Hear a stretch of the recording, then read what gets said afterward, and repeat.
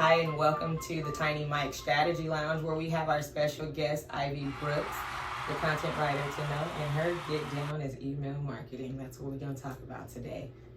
Tell us about yourself. Let's give a brief little intro of you. Okay, my name is Ivy Brooks. I've been working for myself for 7 years in marketing strategy, and I've been focusing solely on email for the last 5 years. Mainly in e-commerce, but I have a lot of experience in different industries, and I'm excited to go deep about email today. Oh, that's so fun. We love good email strategy. We think that email is one of the most overlooked channels of all time. People will look at social all day. People will look at their website all day. But we have Ivy here to talk to us about why you should definitely pay attention to your email marketing strategy. So, Ivy, can you take us back to the beginning of your career? How did you kind of get into email marketing? Okay, well, I've always been in business. I was raised by an entrepreneur. I started managing retail stores when I was 18. I started my first business at 22. It was a housekeeping company. So I always had business in my blood. I love business. It's one of my favorite parts of my life. And I got pregnant when I was 25. And I had no one to rely on.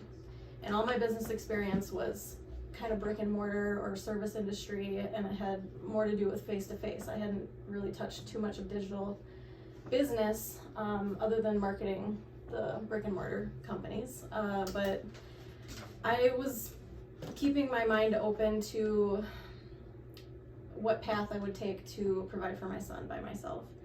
And I was inspired by a woman I saw online. There wasn't influencers and coaches and stuff online like there is now. And I saw a Beachbody coach. So she was like a fitness coach and an MLM, but she had a big presence, and I followed her and heard her story, and it sounded a lot like mine, and I think that really opened up my eyes to the opportunity that digital business brings. So that's kind of where the seed was planted, and then, it took me a few years to learn the skills to get online like that. Let's jump into the next question.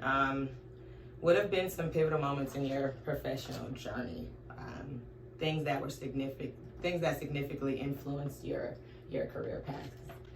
I know you personally, and you've had some nice journeys. So give us some little backstory to that. Okay, so I think finding mentors and community is huge for anyone trying to get into a new profession with little experience. I found a community called Six and Up. It's called Six and Up now. And there was a lot of free content in this Facebook group that challenged me to do a lot of sales, selling my services and stuff. So that pushed me along, and just hearing other people going live in that group and stuff kind of quantum leaped my sense of experience in the field. So I think that having me pitch to my dream companies was something that changed my life, because I thought of Bethany Frankel and her Skinny Girl cocktails, and I went straight to the website, and I went on the contact form, and I literally just submitted into the contact form and pitched myself for blog management, because on the Skinny Girl cocktail site it was poorly executed. Mm-hmm. And then I got a call from their marketing agency that handles that, and then that call got dropped. Maybe they switched agencies or something like that. But I did get contacted by an agency within a year, but I think it took a minute, and I ended up working for Bethany Frankel's Shop Skinny Girl, her apparel line. And that's when I got into email marketing. I was paid to learn Klaviyo and the channel email marketing. So I got to learn on the job with a celebrity company with a huge following, and I was pretty much given free creative reign. So I don't think a lot of people get that opportunity to do it all intuitively and to watch that unfold in the way that I like to work. Right off the bat, it was such an experience. Yeah, so it sounds like you've been just taking the leap of faith in your personal life since the beginning of your career without even knowing exactly where you wanted to go. Exactly. And that's how marketing is. I think you can't know it until you get into it, and then you just get deeper and deeper and deeper. And email's like that. You can go really deep with email. Love that. We were having a similar conversation about you just never know until you get there about marketing and where your career would go. Whether it's marketing today or a swimming coach tomorrow. You never know where you're gonna go. Sometimes things just happen and life has the best way of guiding you where you need to go. So being that you are, I guess, self-taught in a lot of ways, did you ever have to change the way this question is asked, did you have like an aha moment? Like, this is what I need to do to really make things happen. Yeah, every time a relationship ends with a client or a project, especially if it didn't go how I would have liked it to go, it's always presented like a major shift. Like right now, you're experienced, Ivy, and you're like, right. This is every day. There's something that never seems to surprise me, but still surprise. Yeah. You know, growing your confidence is pivotal, moments like when I accomplished things that I didn't know I could do. Like the first week I was on Shop Skinny Girl, I had this intuition, which is crazy because I didn't know anything about email marketing at all. And I did it so incredible from the jump. It was crazy. But this happens to me. So I segmented subscribers and customers, and then we made a campaign that was Subscriber Appreciation Week and Customer Appreciation Week, and we made like $38K in a week. Wow. Yeah. So, and it was over and over and over again that things like that were happening, and I got criticized a lot in that project and in this field, but I know my work speaks for itself, and that's why people ask for my case studies, and like you can see that I'm different in that way. I do have one short story about something that not only does my work speak for itself, but like other people validate you throughout your time. So I was at a convention, Build, Grow, Scale. It's a e-commerce convention, and Ian Stanley, a lot of big names in marketing start in copywriting. Ian Stanley was a copywriter. Now he's like a comedian, marketing extraordinaire, business consultant. But I met him, he wrote a book, and I collect books that are signed by the authors, so I wanted him to sign it. And he asked me to tell him about myself, and I was like, flustered. But I told him like some short, like almost nothing about myself, and he looked at me and said, "You don't know how good you are." And I didn't know what that meant, but like it means so much to me because later, I look back and I recognize exactly what he meant by that, because he knows this journey and what it looks like and feels like at the stage that I was in. And now I'm that person for other people. Like, you are, like, your secret sauce is, you have it at day one just as much as you have it, when you have all the experience too. So you mentioned that you jumped around a lot before your child and then before you got into this industry, but you're still doing it. So in my mind, that means you're passionate about it, I hope.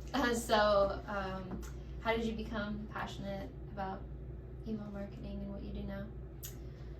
Learning email marketing, you find out how much of a hub it is. Like, you got your top of funnel acquisition, middle funnel, which is nurturing, and that's kind of where email usually lives. And then you have like the bottom of the funnel where people convert, and then you have a deeper relationship with them. But email's always in the middle of all these strategies. And like, people may say like email's dead, but it's honestly where we look for our favorite brands. Or like, for me, email behaviors might change, but how I use email, and I want to hear how you guys use email now. But like, my personal inbox is full and my professional inbox is full, but like, it's like a little library that I've collected. So I know I can go in there and search for whatever stuff I signed up for a year ago. So I'm not checking it all the time. So you'll see, people are unengaged, and I'm seeing that a lot. I'm seeing like people not converting a lot, but like you'll have a high open rate or something. Like, people are watching a lot longer than they used to. Like, it takes them a long time to convert, but like, don't write those people off. You want to keep those people in the funnel for as long as you can, because they are listening. I was gonna say that email marketing, people probably do think it is dead, but if anything, it's gonna get revived, because I think we're seeing it as our answer for cookies in a way, because that's how you're getting people's data in a way. Not extreme as cookies was, but that's still like a very center of how you get personal data Right. and track that. To that point, people don't know how much you can use email. Like, they think it's just about campaigns, but the data piece, like, for one, you own the lead. So instead of social media where you don't really own the lead because Facebook owns them, they could unfollow you and you wouldn't know where to find them again. You don't know that someone unfollowed you. You can't find them again. So when you capture their email, it doesn't end there. You can send them surveys. You can send them, now a lot of people are making more intricate opt-in forms after they've signed up. So now you're getting their birthday. You're getting more information about them. I love affiliate programs, so we'll probably talk a little bit about that. I get so much data from affiliate programs, like the application form and stuff, to learn more about your audience, and you can do so many things with that. Yeah. So when we started this segment off, I said how email is like one of the most overlooked channels, and like you said, people think that email is dead. So you segued into that beautifully as far as when you go from one platform to the next, specifically social, and you get to the website, what do you do with it? You know, you need a information database, so to speak, which is what you're speaking about with the email subscription. If you don't have anywhere on your website where you're telling people to subscribe, to stay up to date, and not just telling them to subscribe, specifically let them know what they are getting into, and then following up with a welcome email that lets them know what they're getting. You know, a lot of people, I feel like, personally don't subscribe because they don't know what type of junk they're getting into their email. And then Google has a feature now where if you haven't opened that email and engaged with it in a while, it says, do you want to unsubscribe because you haven't opened this in the past 30 days or 90 days, which, you know, for me personally, like, I use that feature for my personal inboxes. It's a bunch of trash, but I still need it because I've had it for so long, like years. But I also started a new one that's way more clean, and it's that exact thing that you're saying. It's that library of... I think those ESPs are going to, they already are getting more like intuitive, and they're making decisions for you. So they're deciding to put things in spam, or you know, they're obviously asking you if you want to unsubscribe, but they move stuff like priority wise. And I'm gonna probably I'm predicting that they will have more features for us because it is full of junk, you know, and there's no way to really minimize that other than doing it manually, which is like impossible. Yeah, because I think I've had my Gmail since I gotta pay for storage high now. school. Yeah, and I pay for 2 terabytes. So my personal I've had since high school, like, it's a long time. Follows you. Data. It's a long time, but I don't want to get rid of it because I've had it for so long. There's so much in there. I don't know if it's just me because I'm like a digital hoarder, or if it's... No, it's everybody. Yeah. It is everyone. Can you share some key principles or strategies that have consistently driven success in email marketing for you?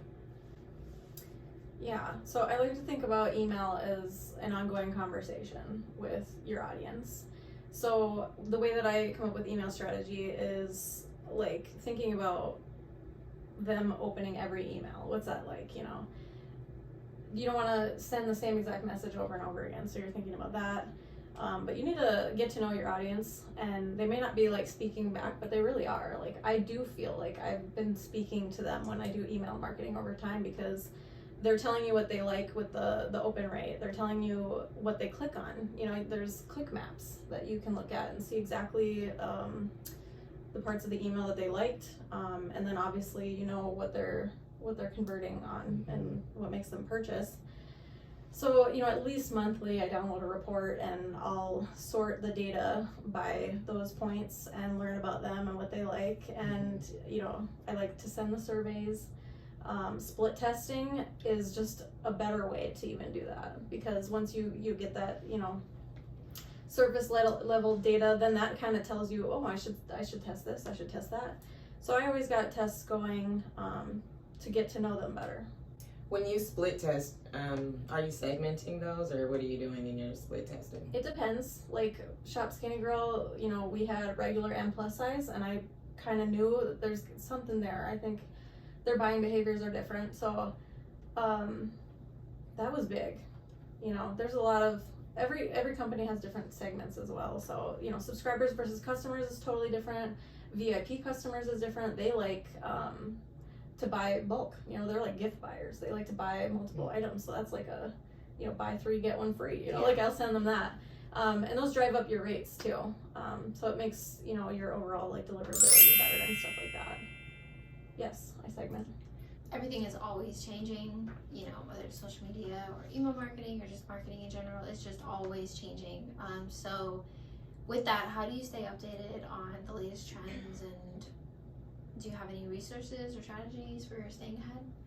Yeah, I think the email service providers do a really good job of keeping you up to date with like the requirements. You know, Google and Yahoo just changed their requirements for basically like validating your domain and stuff like that.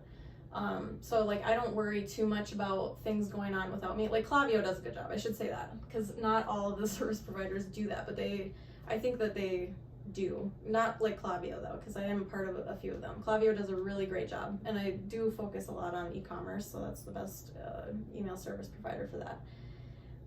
But when it comes to other things changing, a lot of the things that are going to change are your audience and how they respond, and we're in an economic downturn that I don't think is spoken of. It's not being brought to light very much, but I know the behind the scenes of companies, they're down 40 to 60%, and you can close that gap by testing your audience, getting to know your audience. Because even if you tested, like one of the things that came up with a client recently was testing the SMS messages, and if the audience liked having a picture versus not a picture, and they were like, we already tested that, but like in a recessive time economically, people are changing like monthly, and also they're shopping around a lot more. So I think like competitor analysis is huge right now, because they're shopping around. So before it wasn't that they were seeing your competitor stuff as often, but now because they're shopping around, you need to know what they're doing, do it better or do it uniquely, or you know, pricing strategy and stuff like that. You got to tighten it up. Follow the data. You know, you can waste a lot of money right now. You don't want to waste marketing dollars either. So it's important to test more than ever because of that. I definitely love that response. People just want to send things all the time. And for me as a strategist, a lot of people are just like, just do it. And I'm like, no. Some companies, they are like, more emails equals more money, and I have said that in certain instances, but things change, and businesses are so unique. You can't just Google strategy and how to do it. Like, you need to get to know your audience. It's so unique. And that's the thing about email, because they won't subscribe if it's not for them. People won't subscribe. It is the most segmented part of your channel data, email marketing, out of everything. Like, anybody can find your social, anybody can visit your social, anybody can find your website. But when they enter their information, that is, it's really specific to what you want and need. It's a big compliment when somebody subscribes. Yeah, and then it is. And then with the shopping around part, I can go shop around all day, be remarketed to, retargeted, and then with that retargeting, they'll say, hey, enter your email here to get 15% off within the next 3 minutes, but you have to enter your email and then accept in the email the SMS subscription, and you will get this deal. So it's capturing data like tenfold. It's so much redundancy in the email system like you said, from going from the email, somebody subscribing, and then once they subscribe, what do you do with this? Do I resend out emails? Can I send them out an SMS campaign because I have that information? How do I nurture this? I think maximizing what you already have is really, really important. Where email doesn't make you go out and buy new marketing material. Email is very organic. It's very streamlined. You can segment and make messages to people, speaking specifically to them. Everyone doesn't have to get that broad message. I think email is very beautiful. People just need to know how to use it. This is why I audit a lot of the surrounding channels, like your website experience, because you're not, unless you're looking at like your Google Analytics, and I know stuff has changed since I've seen it last, but you're not seeing why people aren't subscribing. so that sucks. And people, like, just as much as they're like shopping around, they're not subscribing like they used to either. A lot of it has changed, and I think, you know, a good thing for that is testing the opt-in. A lot of people are like, oh no, I set up my welcome series, my opt-in's good. No, the things that you think are standard okay, like your abandoned cart, like all the flows, those need to be split tested. Don't just do that with the campaigns, because those are actually more profitable than any of them, and you can raise those like huge numbers, like 5-10%. One of the opt-ins I really like is doing like a digital product, like a free guide, especially for products, because no one else is doing that. No one put the investment in to make an ebook or a cheat sheet, and it's real simple to do, but people want that free value versus a percentage off. They're already shopping around. They already have not just, you know, what percentage off, but they have the coupon apps. Like I use Rakuten. What else? Cooper. So what is your response to those owners who were like, what did you just say? Oh, that they have it good. No. They don't want the percentages. So people don't like to offer incentives. You know, the main game for CEOs is to bring in money, not to give things away free. So what is your response usually when you are setting up an email campaign and you're like, you need some sort of incentive value? You know, without that, this email campaign isn't going to work. How do you respond to that? Here's what I think, especially in the times we're in right now. And this is what I love about the fact that I've been in only email. I haven't been struggling, you know, trying to do marketing strategy like with a ton of companies. I have been deep in email for 5 years. And through COVID, like, it's crazy the knowledge I have. It's like gonna spill out of me. I'm drinking coffee. But the customer acquisition cost is so expensive, and like I think paid ads are like the devil. Like, it's like a necessary evil, but like these platforms, they're charging so much for you to acquire customers. I think they're like, the algorithm, it favors, you know, big players and stuff like that, but it costs so much to gain a lead, and they go cold, and you have all of these competitors and like challenges to overcome that like is impossible for like small companies right now, that you need to put your best effort forward. And I also like to do this for split testing. Like, I don't want to split test 10% versus 15%. Actually I do, but that's fine. But like, you don't want to split test things that are like so similar that you're not going to get good data out of it. And I think you need to test those initial offers, like in the welcome series, find out what their threshold is. So you're finding out what percentage converts. You know, you got to work your own numbers to find out how much you need to like make. But the point is, hopefully, that you convert as many of those first-time customers as possible, because these leads are going cold so fast, like way faster than ever before, I believe. The cost of the leads are so expensive, and they're going cold so fast. You have to test the welcome offer, see what the threshold is. You need to make a goal for how many you want to convert in that small window of time, and then your goal needs to be repeat customers. That's a huge KPI that, you know, that's like next level. If you're a small business and you're not doing that, like, that's how you're getting to the next level, is like, how many of your customers are repeat buyers? That tells you how good your product is and stuff. A lot of people don't pay attention to their return rates at all. So like, that is a big thing as well. So like, those are the numbers you want to look at, because if you're not retaining customers and people are returning your stuff at a high rate, then you're just throwing money away with customer acquisition. But you want to get their money as quickly as possible, because those leads are going to go cold really fast. Okay. So instead of the long game that we used to play, I think, where we put people through a welcome series, and maybe we make it like a really long one, and then they're being nurtured by campaigns. I'm saying, you know, slam the product down their throat with high value content. Like, explain it really well to them in the welcome series, and give them an offer at least by the end of the welcome series to make them convert. I agree with all those things. And even then, like, give them other ways to communicate with you. So, you know, there's every kind of buyer. So like, man, we used to talk about like buying personas where you like invent customers. do that now. I know it's like, it sounds so like arbitrary old or something, but It doesn't, because I still do all those things. you in need my to know, process. like, you might not even need to like build out a whole character, but like the type of buyer. Some people, they need to pick up a phone or live chat. Live chat's a really big one. Put live chat on your website. They need customer service. They need guarantees. All those things. These are the things that a lot of owners are scared of, though. That's where the incentives come in, that they don't want to give away things, you know, rather it's a percentage or just giving away free things. But it's hard to entice somebody to subscribe when you're not getting nothing. Like, you're getting my data, but I'm not getting anything from you. You're getting my information, so you can keep on emailing me and keep offering me things, but I'm not getting anything from you as a consumer. I never asked you for anything. If I wanted to find something from you, I'll go search for it. And I didn't cash out on it. Why do you continue to email me? You know, and that's my thought as a consumer. You know, so trying to convince the owner or CEO of a company why they need to offer incentives to a customer, I feel like is also important in the email strategy.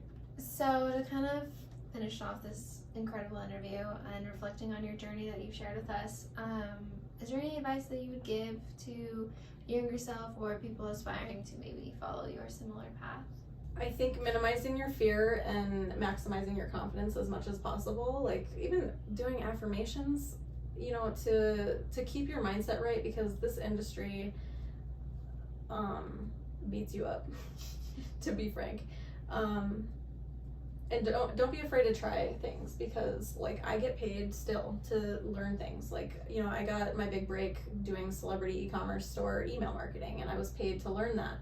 But now I'm paid because what I'm selling really is the fact that I can learn softwares really quickly. So I'm learning tools, but what I had on day one still is the intuition, the strategy, the business experience, especially from the real world. Like, that's what sets me apart from other digital marketers, is the real world experience.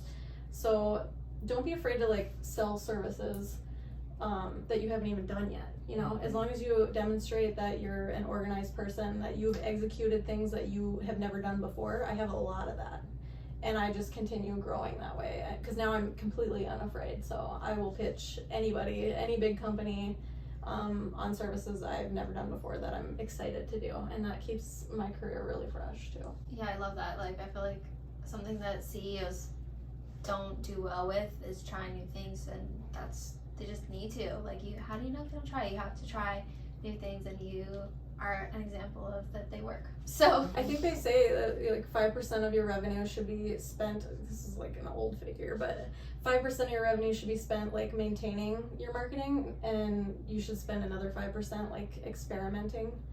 People used to ask me too, like, you know, do you have a college degree? Like, they used to ask those questions. They don't anymore, and I think it's strictly because of my energy, because of my confidence. Like, no, I don't have a degree, you know, but I have all this real world experience that I put into case studies, and every new client is a case study for me that I'm really excited to put together. So like, I am working hard to get the results for you, for that case study, for myself.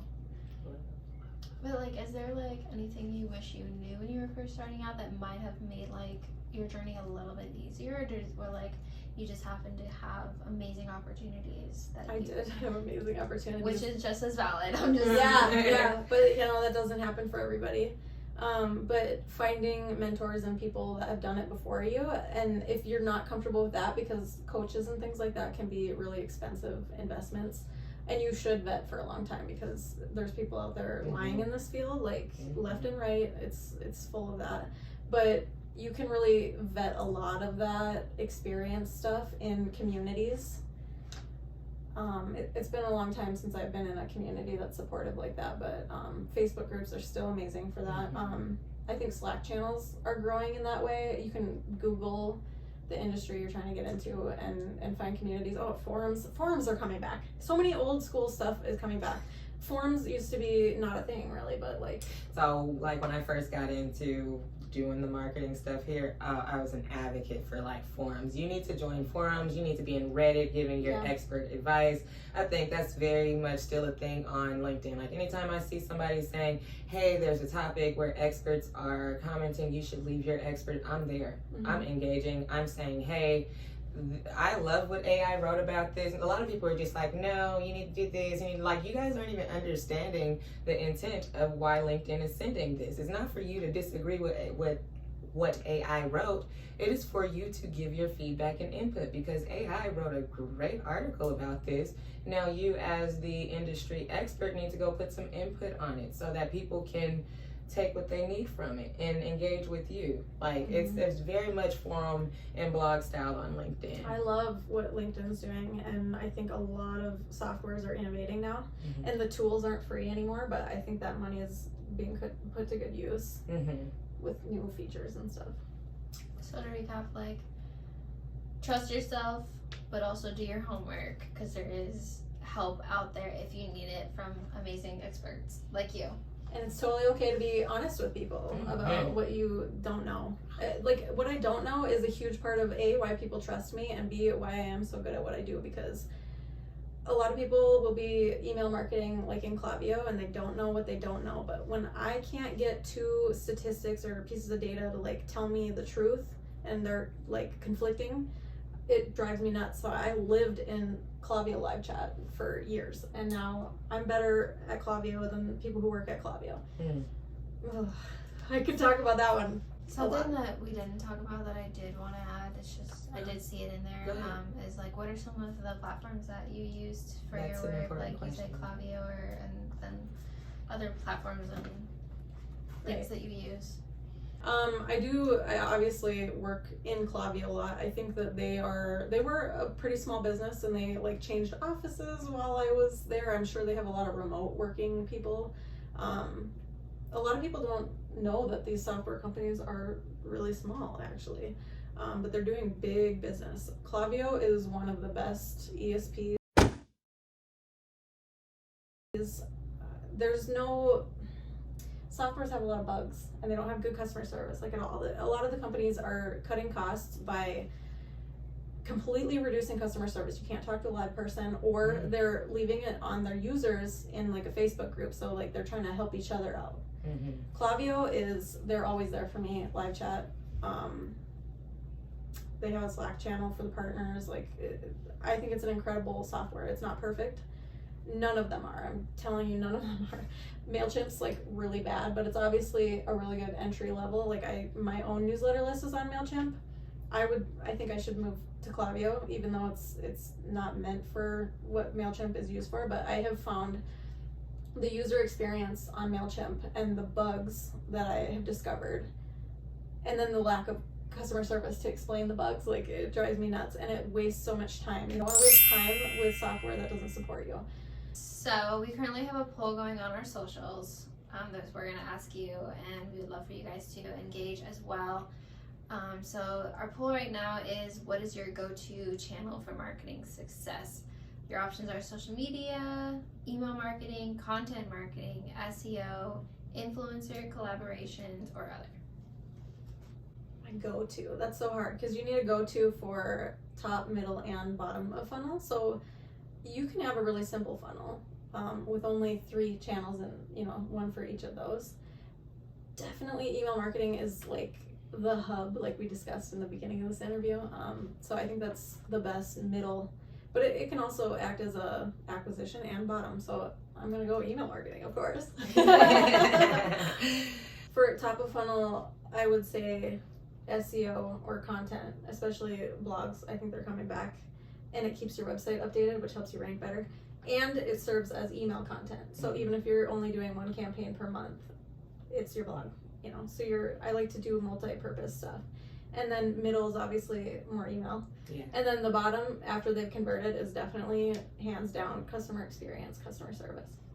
Yeah, customer experience and service and journey are important too. People tend to miss that within their wheelhouse. It's amazing how all these things, one thing always leads to the other. And even though you started off as the copywriter, you segmented into email. And for me, I think that the high level would be copywriting. It would be content writing, because that falls into your SEO, your keyword strategy, your whatever strategy you're going to deploy. What does this content look like? What does this messaging relay? What does So you and your industries align very, very well with how you started and where you are now. I think it's a beautiful, beautiful bloom. It is, thank you. Happy spring. Yeah. Love that answer, regardless of anything. You know, I know that's your thing. I love all channels, so I would have gone with other personally because Other? That was an option?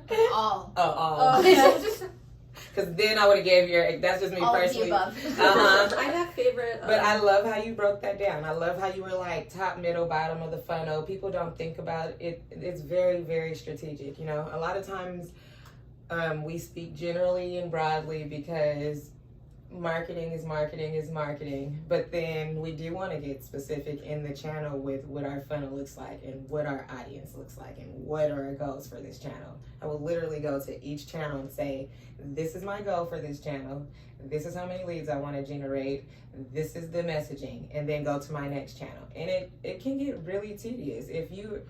People tend to think I can make sales and drive leads to my website with this one message on all channels. When really it makes sense to go ahead and segment, not just in email, but segment on your social, segment on your website, do A/B testing with landing pages. Yeah, all these different things. So I think you gave us a very, very amazing answer. Yeah. That's all that we have for you today. Thank you so much, Ivy, for being with us. And just a quick recap, we talked about not overlooking your email marketing campaigns, leveraging that wheelhouse to the maximum of your ability, having somewhere to drive your leads to, and getting their data into your database, your email marketing database, and then incentives. Okay, incentives. Like, give these people a reason to buy into your email marketing and all the other wonderful things that Ivy gave us tips and tricks on, all the tools and platforms and all your beautiful journey and insight. Thank you guys. Thank you for coming. Woo!